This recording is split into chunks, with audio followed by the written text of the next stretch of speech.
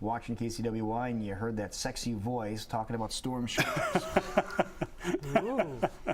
And with that, Jason Parkin, we have a couple of your friends joining us at the desk.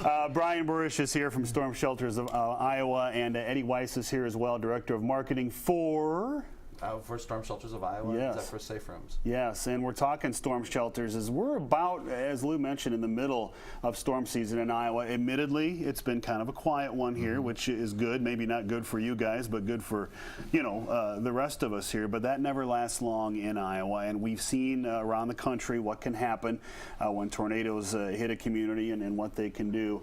What hurts people and kills them in tornadoes is the debris. You've got bricks, glass moving at hundreds of miles an hour, and specifically it's usually blunt force trauma to the chest or the head that injures and kills people in a tornado. So the idea is to get away from that stuff, and you guys have a pretty good solution both for existing homes and new construction. That's right. Tell us a bit about that. Well, I think that one of the things that when I first got involved with Storm Shelters of Iowa, it was because I had spent a lot of time in Joplin right after the immediate strike on Joplin a few years ago, and throughout the landscape you saw these central closets in these 3-bedroom ranch homes that were still standing, and I listened to all these stories of these people that had been forced to stay above ground. And we always tell them, the inner room, find an inner space. And when I found Storm Shelters of Iowa and connected with Brian, it was because of that, because these are above ground shelters that install above ground. All they need is concrete underneath, so they're perfect for like condominiums or in a garage or a home with no basement, or perhaps a home with an older basement that where it's difficult for the people to get to anymore. And we always tell people, put as many walls between you and the storm as you can, and that's where you get the interior room or the closet. But that interior room will maybe get you through an EF3, but it's not going to get you through the big ones, and it helps when the walls look something like that. Yeah, the construction of these are 1/4-inch plate steel, and so they have been tested to withstand the winds from an EF5 tornado. Okay. Here, show the thickness of this, because it's not as thick as maybe you would think. Right. For a storm shelter. We've learned a lot about steel as we've gone through this process, and it's not necessarily the thickness, it's the rating of the steel itself. So we have two options with our shelters, where you can take it here or you can take it into a ballistic rating so that you can use it as a safe room. As folks know, Moore, Oklahoma, Norman, Oklahoma get hit a lot with tornadoes, and one of the things that happened this year was that a woman had taken shelter in her storm shelter, not this one, but in a basement. Basement flooded and she lost her life, and one of the advantages of these is that they do install not in the basement. They can, I imagine, if you want, but they can also be installed on the main floor. And we've had situations with the elderly and senior citizens. Because they can't always go up and downstairs that easily. Right. Now, Brian, what have we seen in the last couple of years? Is this now something that's required in homes, or is this still an option that people can consider? As far as required, yes. In some areas in new construction, they will require shelters to be in there. It doesn't have to be our shelter, but they will require there to be a safe room. In the state of Iowa? State of Iowa, and there may be, there may be some areas. I'm not real familiar yet with any particular area that's requiring it, but when you do schools, it's absolutely required. Sure.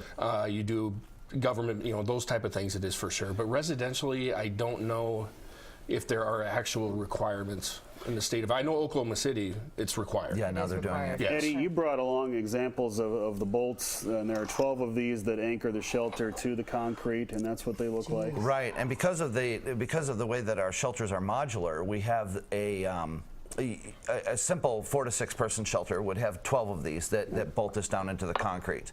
Now our shelters can get larger. You can continue, if you can imagine Legos, just purchase another Lego and you can build onto it. We recently did that at a fire department where all of the guys needed to fit, so the 4 to 6 person wasn't working. So we just keep expanding it. But yeah, 12 of those will mount it down into the concrete, and then these are the bolts that actually hold them together.